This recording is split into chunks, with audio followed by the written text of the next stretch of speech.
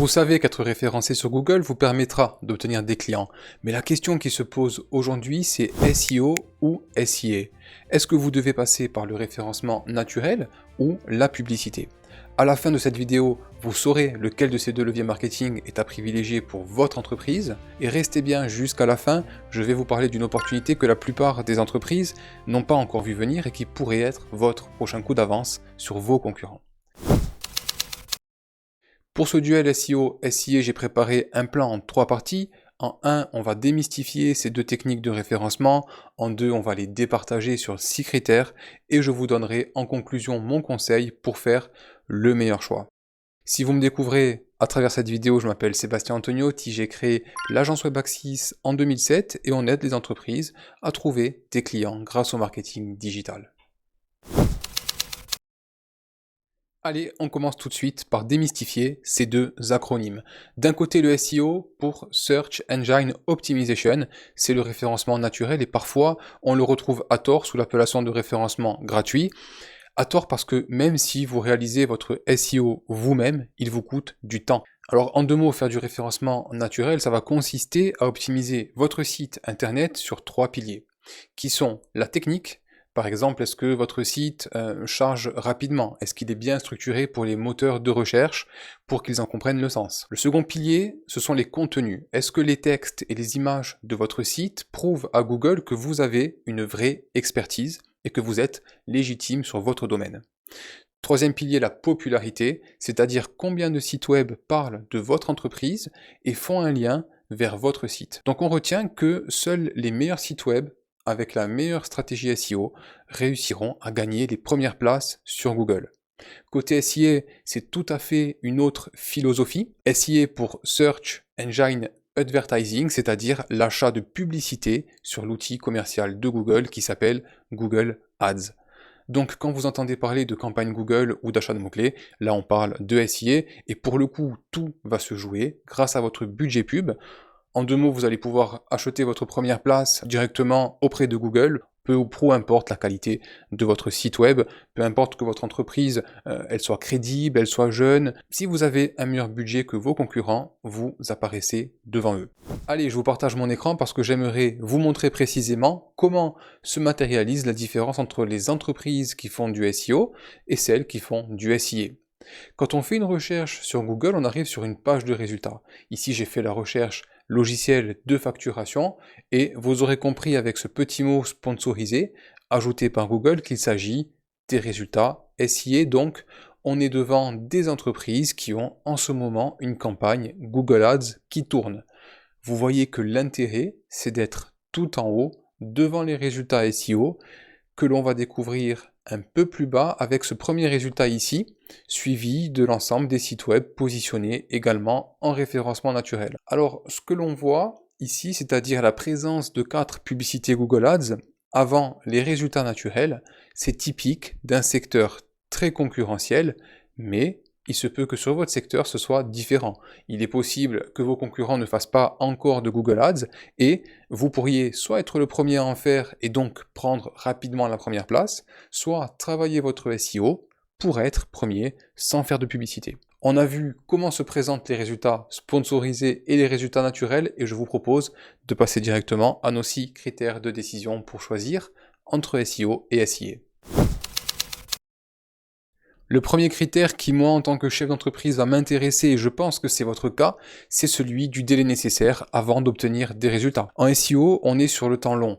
Je vous le disais, on travaille à améliorer votre site web et sa réputation, ça se fait chaque mois, ça se construit, Google met un certain temps à vous accorder sa confiance, à prendre en compte les changements que vous opérez sur votre site ou autour de votre site. Dans le meilleur des cas, c'est-à-dire secteur peu concurrentiel, vous avez des résultats en 3 mois, mais dès que vous êtes sur un secteur plus concurrentiel, comptez 6 à 12 mois avant d'obtenir vos premières positions gagnantes, celles qui vous permettent d'apporter du trafic qualifié à votre site. En SIA, c'est tout l'inverse. En 1 semaine maximum, votre campagne est lancée et vous commencez à obtenir des visites, des demandes de devis, des appels ou vous encaissez vos premières ventes si vous êtes en e-commerce. Donc sur ce critère très important des délais, le SIA l'emporte largement. Critère numéro 2, la précision du ciblage. La base du marketing, c'est de savoir à qui on veut vendre. Et avec Google Ads, vous allez pouvoir choisir exactement qui voit votre annonce. Vous pouvez cibler une zone géographique précise, donc ne vendre que dans certaines villes ou pays qui vous intéressent. Vous pouvez afficher vos pubs uniquement à certaines heures et certains jours, week-ends, semaines, et surtout, vous pouvez cibler des internautes qui ont des affinités avec votre secteur et ce que vous vendez. Donc, vous avez le contrôle total sur la diffusion de votre message publicitaire. En SEO, c'est différent. Votre visibilité, elle dépend des contenus que vous avez publiés et de la manière dont Google comprend vos pages. Donc oui, vous pouvez travailler sur des mots-clés qui devraient vous rendre visible auprès d'un certain public, mais c'est ni immédiat, ni garanti, et vous n'avez pas la main sur qui voit votre site à l'instant T. Donc, sur ce critère de la maîtrise du ciblage, le SIA prend une longueur d'avance. Troisième critère, la capacité à s'adapter rapidement et à limiter les risques. En SEO, vous êtes dépendant des mises à jour de l'algorithme de Google. Si demain Google décide de favoriser un nouveau format de contenu ou de changer ses critères, vos positions peuvent chuter même si ça fait des années que vous travaillez proprement. Et si vous décidez vous-même de changer de positionnement, d'attaquer un nouveau marché ou d'opérer un pivot stratégique, il faudra reconstruire des pages, du contenu, de la notoriété et ça prendra plusieurs mois. En SIA, c'est totalement l'inverse. À tout moment, vous pouvez restructurer l'ensemble de vos campagnes, en quelques jours, changer vos annonces, vos mots-clés, vos objectifs, et vous pouvez aller même encore plus loin en utilisant Google Ads comme un test marché, c'est-à-dire lancer des publicités sur des produits ou des services que vous ne vendez pas encore et valider le potentiel de votre nouvelle idée. Donc sur ce critère de la souplesse et de la gestion du risque, le SIA continue son avance sur le SEO. On est à 3-0 en faveur du SIA, mais ça ne va pas durer. On passe au quatrième critère. Et le quatrième critère, c'est le budget à prévoir pour obtenir des résultats. Et là, le SEO, il va marquer son premier point parce que c'est la technique de référencement qui vous permet de démarrer avec un budget modéré. Si vous êtes bien accompagné, 300 à 500 euros par mois peuvent suffire pour commencer à progresser sur certains mots-clés, surtout si votre secteur est peu concurrentiel. Et ce budget mensuel, il sera fixe. Que votre site reçoive 10 ou 1000 visiteurs par jour grâce aux résultats obtenus, vous ne payerez pas plus cher. En SIA, on est sur des budgets moyens plus élevés. Vous devez prévoir un budget pub que vous allez payer directement à Google pour chaque clic. Donc chaque visiteur qui se rendra sur votre site va vous coûter quelques euros. On est sur des coûts par clic qui vont de 1 euro pour des secteurs à faible concurrence et jusqu'à 6 ou 8 euros par clic pour les secteurs concurrentiels. À ça, vous ajoutez un budget de gestion pour que vos campagnes soient mises en place et optimisées chaque mois par un professionnel. Donc en dessous de 1000 euros par mois tout compris, ça devient difficile d'avoir un volume suffisant pour mesurer, tester et surtout rentabiliser vos campagnes. Donc sur ce critère du budget minimum pour exister, le SEO gagne le duel. Le cinquième critère à prendre en compte, c'est la durabilité des résultats. En SEO, quand vous avez réussi à positionner votre site dans les premiers résultats naturels de Google, ce positionnement il peut tenir des mois voire des années tant que votre site est meilleur que celui de vos concurrents. Vous construisez en fait une visibilité à long terme qui ne dépend pas d'un budget quotidien et qui continue à générer des contacts ou des ventes même si vous devez un jour faire des coupes budgétaires en cas de coup dur. En SIA, c'est tout l'inverse. Vous êtes visible dès que vous payez, ok, mais le jour où vous coupez le budget, vous disparaissez instantanément des résultats et votre site web ne reçoit plus ou quasiment plus aucune visite. Donc sur ce critère de la pérennité, le SEO il va marquer un très gros point parce que vous pouvez vraiment voir ce budget comme un investissement que vous faites sur votre site web, mais surtout sur votre marque. Quelque part, vous bâtissez un actif digital qui vous rapporte des clients, mais pas que, et j'y viens avec le dernier critère qui est l'effet de levier. Sixième et dernier critère, l'effet de levier.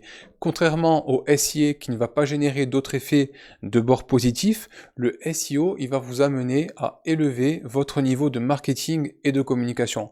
Travailler votre référencement naturel, c'est structurer vos contenus, clarifier votre offre et mieux répondre aux attentes de vos clients. Donc, ce que vous améliorez pour Google, ça bénéficie à vos prospects qui auront une meilleure lecture de votre entreprise, à vos commerciaux qui pourront utiliser les contenus du site dans leurs argumentaires et, in fine, à l'ensemble de vos campagnes publicitaires que vous redirigerez vers un meilleur site web, donc avec plus de conversions à la clé.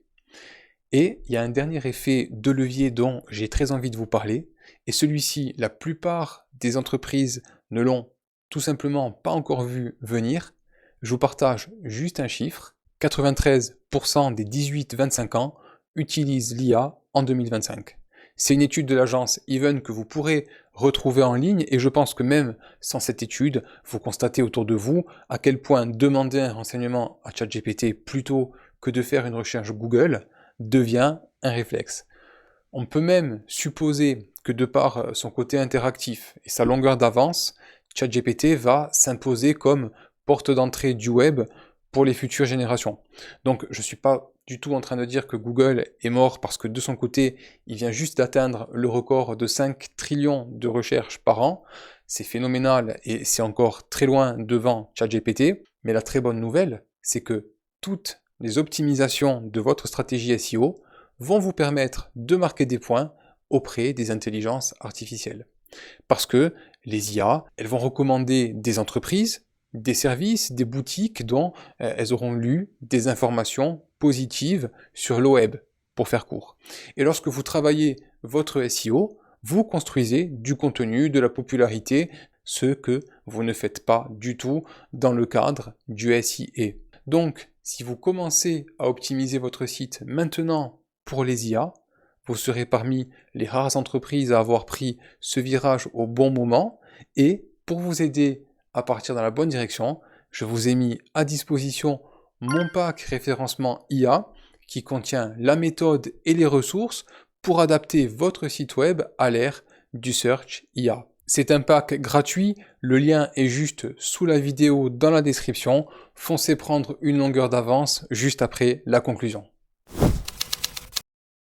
Allez, on conclut sur ce duel SEO-SIA. Le plus important à retenir, c'est qu'il ne faut pas les opposer, mais apprendre à les combiner intelligemment selon votre situation. Je vois globalement deux cas. Si vous êtes en phase de lancement et que vous avez besoin de résultats rapides, foncez sur le SIA, donc publicité Google Ads, qui vous permettra de tester votre offre, d'obtenir vos premiers leads et de faire rentrer du chiffre rapidement. Plus tard, vous ferez éventuellement du SEO pour baisser vos coûts d'acquisition. Si par contre votre entreprise tourne déjà bien et que vous voulez accélérer votre croissance sans trop impacter votre trésorerie, alors le SEO sera le bon choix. Vous allez capitaliser vos efforts et vous bénéficierez de tous les effets positifs dont on vient de parler. Dans l'idéal, travaillez les deux en parallèle. Utilisez le SIA pour cibler les mots-clés les plus concurrentiels, ceux qui demanderaient des années en SEO, et bâtissez une stratégie de référencement naturel sur des requêtes plus accessibles sur lesquelles vous pouvez rapidement vous positionner et rentabiliser vos efforts. Dites-moi en commentaire si cette vidéo vous a aidé à y voir plus clair. Pensez à vous abonner parce qu'il y a des vidéos très intéressantes à venir et n'oubliez pas de télécharger mon pack gratuit pour prendre un coup d'avance et référencer votre site web sur ChatGPT et les autres IA. Le lien est en description.